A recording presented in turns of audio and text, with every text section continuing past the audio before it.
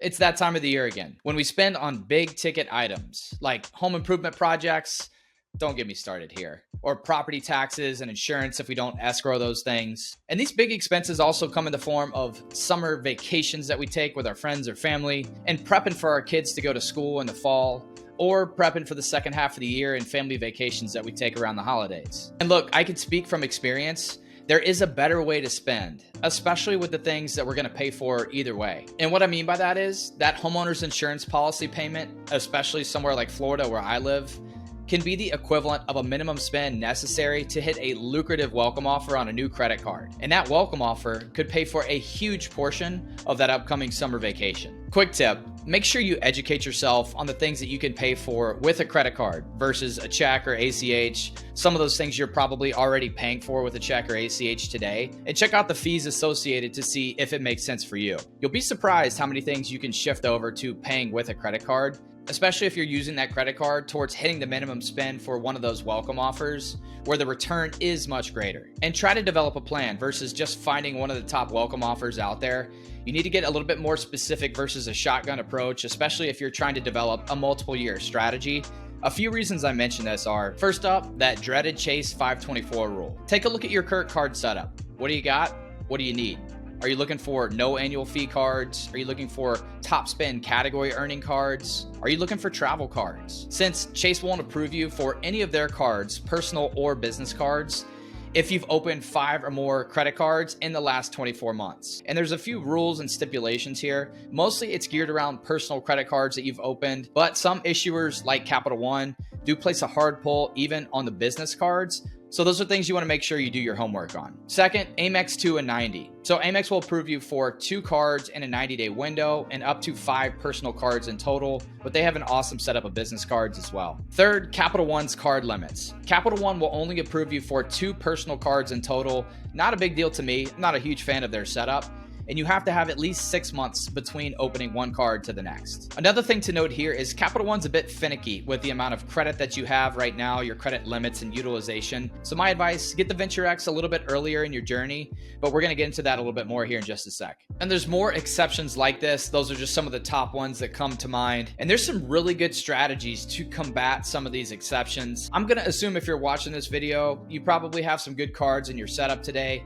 Maybe the Freedom Flex, Freedom Unlimited, or the Sapphire Preferred, City Custom Cash or Double Cash, the Discover It, or some cards that are similar to that. So you may need to look at shifting some of the cards that I recommend, but keep in mind, this is all about some bigger sign-up bonuses or welcome offers and leveraging some upcoming big ticket spending items that you have, or shifting your mindset away from paying things with ACH or a check today, taking that 1.5% to 2% fee associated with paying with a card. Even a lot of small vendors will charge you somewhere around a 2% fee, but it's more than worth it if you're going to get a big welcome offer out of it. So a 2-year strategy could look something like this. And I understand that life is going to throw you curveballs. It may change your outlook on what cards you're going for. You may shift from team cashback to team travel or vice versa. So keep all of that in mind. We can talk about some exceptions to some of these cards. Feel free to hit me up on Instagram or leave a comment down below with any thoughts that you have around these cards in this setup. So you may be surprised to see a card with a $250 annual fee being the one that I recommend first, but with good reason. First, this is the best food earning card in the market, 4x at groceries and dining, and you can easily shift this card into being an everyday card for all things food once you hit the minimum spend requirement. So the opportunity cost is really good with this card versus starting with a catch-all card and then using your spend with card number 2 at groceries and dining. To me, I would rather get this card first, hit the minimum spend, get at least 75,000 points. You can grab my link down below, paste it in an incognito browser, use a friend or a family member's referral link and do the same if you're not seeing anything above 60,000 points, or check Resi.com. They always have some really cool offers where you get elevated earning with dining and sometimes with groceries. So check, see what their most recent offer is. Last points here, you can easily offset the majority of the annual fee with the credits associated with the Amex Gold, plus the competing cards, the Capital One Saver One and the Capital One Saver have trash welcome offers. That's why I'm recommending the Amex Gold here. So next up for me, another card with a substantial annual fee, the Capital One Venture X. There's a few main reasons that I put this one second. First, The 2x on everything is great to have a catch-all card that earns really well. When you pair this with a great food card like the Amex Gold, it's really a bit of a powerhouse duo. Plus, this card unlocks some travel protections and benefits that you don't get with the Gold card, and airport lounge access. So this is a great premier travel credit card for a $395 annual fee. If you do have travel on the horizon, which I assume you do if you're going for travel points and miles, this card is a great one to get.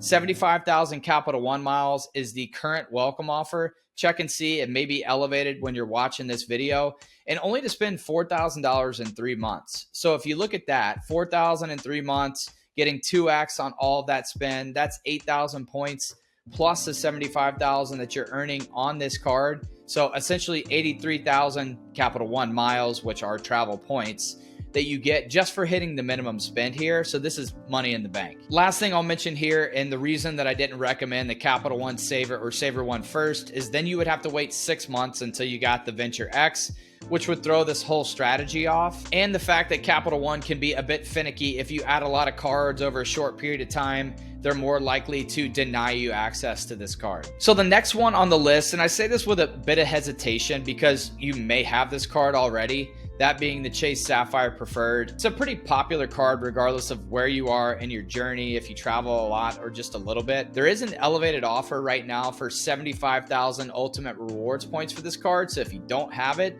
that is one that I would jump on for this elevated welcome offer. The main reason you would want to get this card is you now have access to Chase's transfer partners. Minimum spend requirements only $4K in 3 months. So a really good return for 75,000 Chase Ultimate Rewards points. You could always downgrade this card to one of the Freedom cards in a year.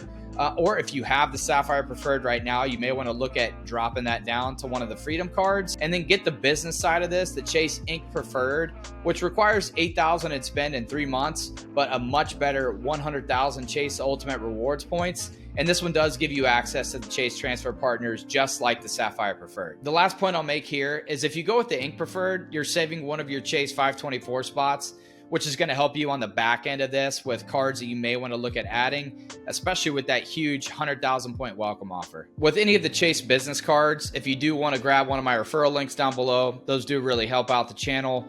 Holler at me if you have any questions on the business cards. I've done a couple of videos on those, and I have the Ink Unlimited and the Ink Cash in my setup today. The last card I'll recommend within the first year would be a hotel card. And I would probably recommend starting with a lower annual fee hotel card. That's gonna be dependent on where you are in your strategy and what you're looking to accomplish. My recommendation here would probably be a card like the Bonvoy Boundless, just because of the possibilities that it opens up, being able to product change to the Ritz card a year later. But we'll see what happens with Chase and Marriott here the second half of 2024. If the Bonvoy Brilliant card is of interest to you, you may want to consider adding that first. And it does have a really big annual fee, $650, lots of credits and benefits and things like that to offset it. But what that does is if you have the Brilliant card, keep that in your wallet for 2 years so that you get the welcome offer for the Brilliant card, which is 95,000 points at the time of this recording. It may change. We do see them elevate this offer from time to time. But if you wait 24 months, you could then apply for the Bonvoy Boundless and get the welcome offer for that card, and then use it for a year and then product change to the Ritz card, which would give you the Brilliant and the Ritz card and the ability to get the welcome offers on the Brilliant and the Bonvoy Boundless. The Ritz card doesn't have a welcome offer right now. We may see that change in 2024. So that may throw this whole setup off, or that may be the reason that you want to hold off on one of these hotel cards until later on in the year. Or you may want to consider the Hilton Aspire card. It does have another big annual fee, but an uncapped free night award, Hilton Diamond status, and some other perks and benefits. So if Hilton is on your horizon in terms of some properties you may be looking to stay at, maybe that's a better card for you. And one of the reasons that I mentioned these high annual fee cards at this spot in the journey is this is all about a big spend item in terms of getting a welcome offer. So it's a little bit more palatable when we're going with a card with a high annual fee because we can quickly hit the minimum spend requirement, which is greater on some of these high annual fee cards. Because we can hit the minimum spend requirement faster, we're going to get access to more of the perks and benefits with these high annual fee cards, and we can shift our strategy a little bit more. So if it's more of the everyday spending, a card like the Boundless may be a better fit. Much lower minimum spend requirement to get the welcome offer for that one. when you compare that to the Hilton Aspire or the Bonvoy Brilliant card. So depending on if you went with the Sapphire Preferred or the Ink Preferred earlier on in the setup, that would put you at 3 or 4 personal cards within the first year based on this strategy. So what you may want to do here, something similar to what I did, is shift over to some business cards from American Express and from Chase, because that's not going to impact your 524. They're easily attainable and they have incredible welcome offers. So both of the Ink cards, the Ink Cash and the Ink Unlimited, have pretty minimal spend requirements, $6,000 in 3 months to hit 75,000 Chase Ultimate Rewards points. The Ink Cash has a little bit of a finicky welcome offer where there's 2 stages to it. So a $3,000 spend will get you 35,000 Ultimate Rewards points. Spend the rest to get to the 6,000 minimum spend, you get the rest of those points. The Ink Unlimited doesn't have this. At the current time of this recording, just make sure you check those out. We do see sometimes when those have elevated welcome offers.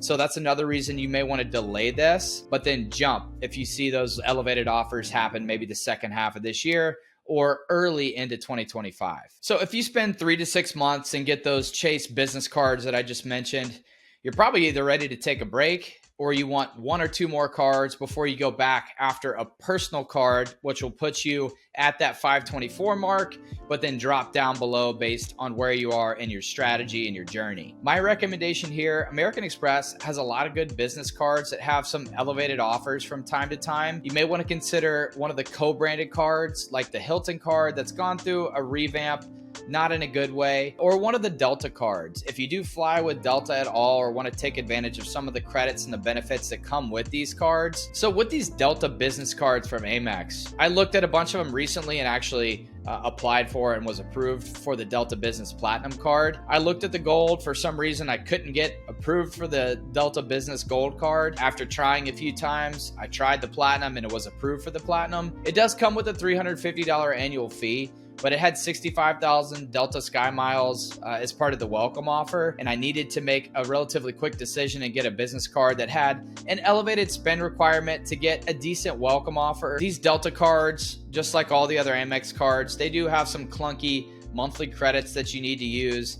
Not a big deal to me. The rideshare credit on this Delta Platinum card is something I can easily use. The 1.5x on a spend of 5,000 or more was one of the reasons I got it, to get some elevated miles here that I could bank, and the free check bags. To me, those things in combination made this card worth it to hit that 8,000 spend and 3 months required to get the welcome offer on this card. Another option could be the Amex Business Gold card. It does have incredible welcome offers right now. It's 125,000 to 150,000 membership rewards points, but it does have that $375 annual fee, and it kind of offsets the personal gold card if you do have that one or you got that earlier on in your journey here. So one of the reasons I had this a little lower down the list, but a good option nonetheless. So even without that last business card I mentioned, even if you just did the 2 Chase Ink cards in 2026 with the Venture X, the Amex Gold, the Chase Sapphire Preferred, cutting out the hotel card and cutting out the spend required to get the welcome offers on these cards. So you'd be at 75,000 Capital One miles for the Venture X, 225,000 miles on your Chase Ultimate Rewards points for those 3 cards, 75,000 membership rewards points or more from the Amex Gold, just based on this simple strategy and just in welcome offers. So as of the time of this recording, that would put you at 375,000 transferable currency points that you could leverage,